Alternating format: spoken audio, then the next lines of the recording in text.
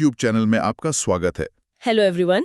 आज हम molecular basis of inheritance का एक बहुत ही फंडामेंटल और हाई यील्ड टॉपिक करने वाले हैं। हाँ, सर्च फॉर जेनेटिक मटेरियल यानी आनुवांशिक पदार्थ की खोज। ये टॉपिक सिर्फ एक कहानी जैसा दिलचस्पी नहीं है, बल्कि नीट एग्जाम के लिए तो करी महत्वपूर्ण है। बिल्कुल। इससे कम से कम 2-3 सवाल तो पक्के आते ही हैं। एकदम।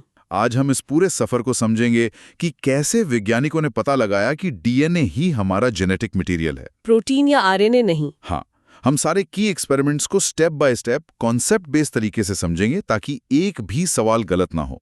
तो चलिए शुरू करते हैं। देखिए, 1926 तक ये तो पता चल गया था कि जो जेनेटिक मटेरियल है वो न्यूक्लियस में क्रोमोसोम पर होता है। लेकिन ये नहीं पता था कि वो मॉलिक्यूल कौन सा है, मतलब डीएनए है, आरएनए है या प्रोटीन। और इसी सवाल का जवाब ढूंढने की शुरुआत हुई, जहां तक मुझे याद है, 1928 में फ्रेडरिक ग्रिफिथ के प्रयोग से। बिल्कुल, इस सवाल का जवाब ढूंढने की शुरुआत वहीं से हुई। इसे ट्रांसफॉर्मिंग प्रिंसिपल या रूपांतरणीय सिद्धांत भी कहते हैं ना? एकदम सही। ग्रिफिथ स्ट्रेप्टोकोकस निमोनिया बैक्टीरिया पर काम कर रहे थे, जो निमोनिया करता है। अच्छा। इसके 2 स्ट्रेन थे। एक था एस स्ट्रेन, मतलब स्मूथ। स्मूथ क्यों? क्योंकि इसके बाहर एक पॉलीसैकेराइड का म्यूकस कोट होता है जो इसे चिकना बनाता है, और यही इसे विरुलेंट यानी रोग कारक बनाता है। और दूसरा था आर स्ट्रेन यानी रफ। इसके पास वो कोट नहीं होता, इसलिए इसकी कॉलोनी खुरदरी दिखती है। तो ये नॉन वेरुलेंट हुआ? हाँ, ये रोग कारक नहीं होता। तो उन्होंने चूहों पर प्रयोग कैसे किया, मतलब क्या था पूरा सेटअप? उन्होंने 4 स्टेप्स में प्रयोग किया। इसे ध्यान से समझना होगा जी। स्टेप 1, जब आर स्ट्रेन को चूहे में इंजेक्ट किया तो चूहा जिंदा रहा, माइस लिव्ड। ठीक है, क्योंकि वो नॉन वेरुलेंट है। एग्जैक्टली। स्टेप 2, जब एस स्ट्रेन को इंजेक्ट किया तो चूहा निमोनिया से मर गया, माइस डाइड। ये भी एक्सपेक्टेड था। फिर आया स्टेप 3, जब उन्होंने एस स्ट्रेन को गर्मी से मारकर, मतलब हीट किल्ड करके इंजेक्ट किया तो चूहा जिंदा रहा, क्योंकि बैक्टीरिया मर चुके थे। सही। पर स्टेप 4 सबसे महत्वपूर्ण था। जब उन्होंने हीट किल्ड एस स्ट्रेन को जिंदा आर स्ट्रेन के साथ मिलाकर इंजेक्ट किया तो चूहा मर गया। अरे, और मरे हुए चूहे से क्या मिला? मरे हुए चूहे से उन्हें जिंदा एस स्ट्रेन बैक्टीरिया मिले। इसका मतलब मरे हुए एस स्ट्रेन से कुछ तो आर स्ट्रेन में गया। हाँ, जिसने आर स्ट्रेन को एस स्ट्रेन में बदल दिया। एग्जैक्टली।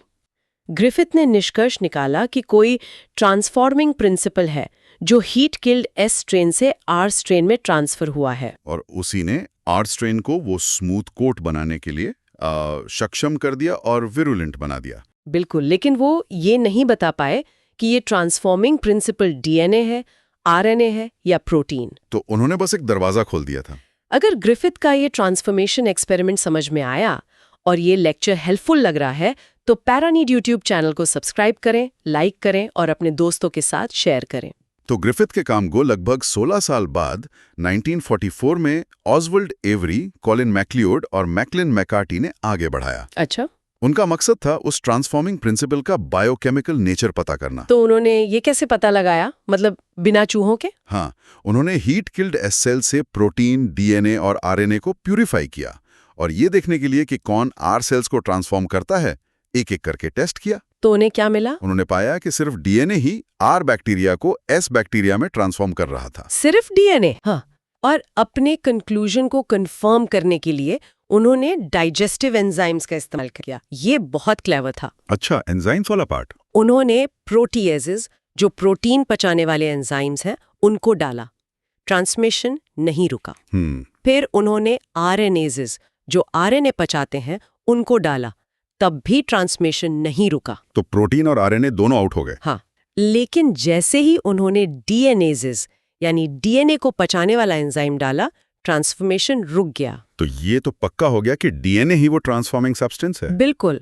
उन्होंने निष्कर्ष निकाला कि डीएनए ही हेरिडिटरी मटेरियल है। लेकिन उस समय भी, मतलब सभी बायोलॉजिस्ट इस बात से सहमत नहीं थे। तो वो जो आखिरी और निर्णायक सबूत था, अनइक्विवोकल प्रूफ, वो कहां से आया? वो आया 1952 में एल्फ्रेड हर्शी और मार्था चेज के प्रयोग से।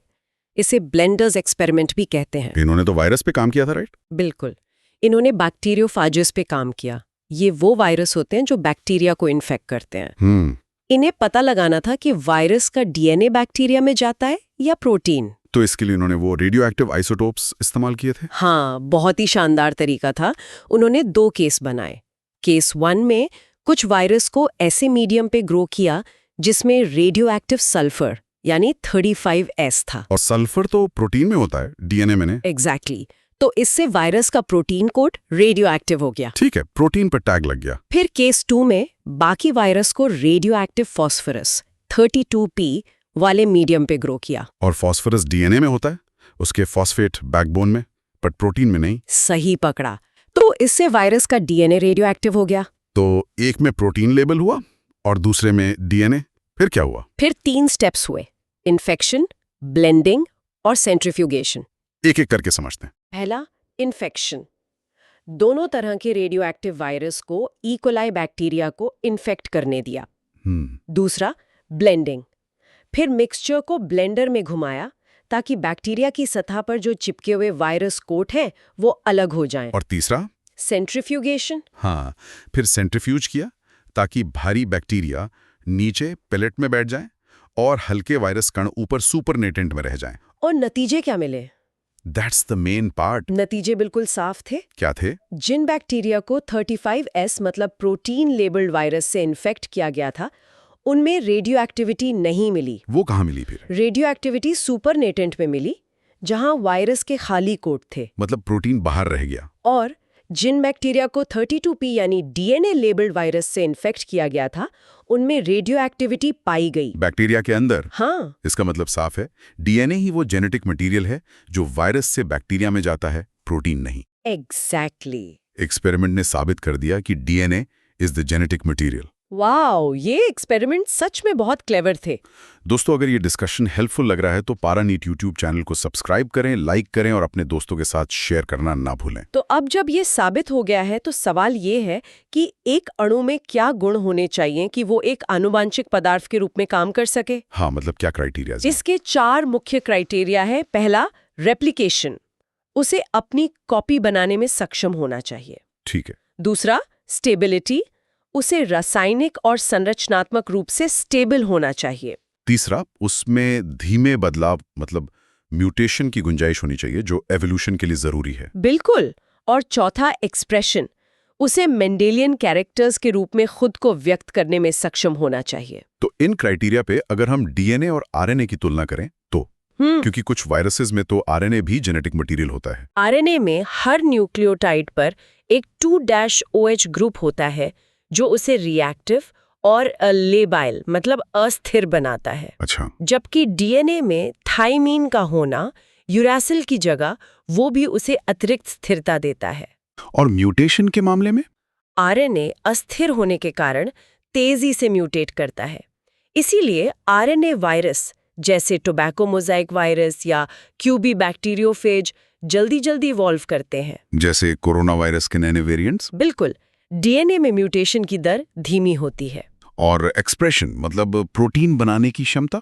इसमें आरएनए सीधे प्रोटीन संश्लेषण के लिए कोड कर सकता है। डीएनए को प्रोटीन बनाने के लिए आरएनए पर ही निर्भर रहना पड़ता है। तो एक मैनेजर है और एक वर्कर। एक तरह से हाँ। तो इन सब बातों से ये निष्कर्ष निकलता है कि आनुवंशिक जानकारी मतलब स्टोरेज के लिए डीएनए बेहतर है क्योंकि वो ज्यादा स्थिर है। और जानकारी के प्रसारण यानी ट्रांसमिशन के लिए आरएनए बेहतर है। यहीं से आरएनए वर्ल्ड की परिकल्पना भी आती है। अच्छा, ये क्या है? ये कहती है कि आरएनए ही पहला जेनेटिक मटेरियल था। ये जेनेटिक मटेरियल और एंजाइम जिसे राइबोजाइम कहते हैं दोनों का काम करता था। बाद में स्थिरता के लिए डीएनए विकसित हुआ। कॉन्सेप्ट्स बिल्कुल क्रिस्टल क्लियर हो रहे हैं। और अगर सबके कॉन्सेप्ट्स क्लियर हो रहे हैं तो पारानीट यूट्यूब चैनल को सब्सक्राइब करें, लाइक करें और अपने दोस्तों के साथ शेयर करें। चलिए अब कुछ एग्जामिनर्स फेवरेट पॉइंट्स और मेमोरी ट्रिक्स देख लेते हैं। हाँ, ये बहुत जरूरी है। एक मेमोरी ट्रिक है, याद रखें, चेज द फेज। मतलब हर्शे और चेज ने बैक्टीरियोफेज पर काम किया। अच्छा। Chase the phase. और फॉस्फोरस डीएनए में होता है, सल्फर प्रोटीन में। ये तो बहुत काम का है। हाँ, एक नीट PYQ रेफरेंस है कि हर्शे चेज प्रयोग में इस्तेमाल हुए रेडियो आइसोटॉप 32P और 35S पर कई बार सवाल आ चुका है। ठीक है, तो ये आइसोटोप्स याद रखने हैं। और एक ट्रिकी पॉइंट, हाँ। एवरी मैक्लॉड मकार्टी के प्रयोग ने साबित किया था कि डीएनए ही ट्रांसफॉर्मिंग प्रिंसिपल है, लेकिन इसे अंतिम प्रमाण हर्शी चेस प्रयोग से मिला। तो अनइक्विवोकल प्रूफ हर्शी चेस का है। एग्जैक्टली। अब कुछ एमसीक्यूज प्रैक्टिस करें। बिल्कुल। Q1. Griffith's experiment showed transformation when A. Live R strain was injected, B. Heat-killed S strain was injected, C. Live S strain was injected, या D. Heat-killed S strain and live R strain were injected. ये तो D होगा, क्योंकि वहीं पर R strain का S strain में रूपांतरण हुआ था। एकदम सही। Q2. The unequivocal proof that DNA is the genetic material came from the experiments of A. Griffiths, B. Avery, McLeod and McCarty, C. Hershey and Chase, या D. Mendel. ये तो अभी हमने डिस्कस किया। C, Hershey and Chase. Correct. Q3.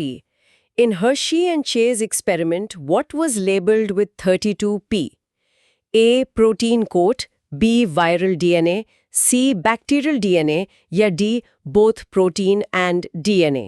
Phosphorus, P for phosphate. तो ये DNA में होता है, यानी B viral DNA. Brilliant. Q4. Which enzyme inhibited the transformation in Avery et al.'s experiment?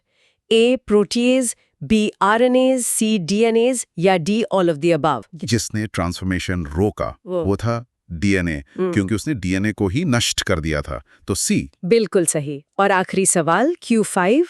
RNA is less stable than DNA because of A. Presence of uracil, B. Single-stranded nature, C.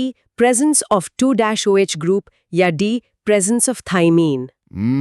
ये था वो extra group. C, presence of 2-OH group. Perfect. 2-OH group RNA को ज्यादा reactive और labile बनाता है। तो students, आज के इस डिस्कशन से सर्च फॉर जेनेटिक मटेरियल का पूरा टॉपिक मास्टर हो गया है। हाँ, हमने सभी एक्सपेरिमेंट्स को डिटेल में समझा और नीट के लिए इम्पोर्टेंट पॉइंट्स भी कवर किए। अब इस टॉपिक से कोई भी सवाल मुश्किल नहीं लगना चाहिए, बस इसे रिवाइज करते रहना है। कीप स्टडिंग विद परानीट एंड क्रैक नीट। परानीट के साथ पढ़ते रहें और नीट को क्रैक करें। धन्यवाद। Hello,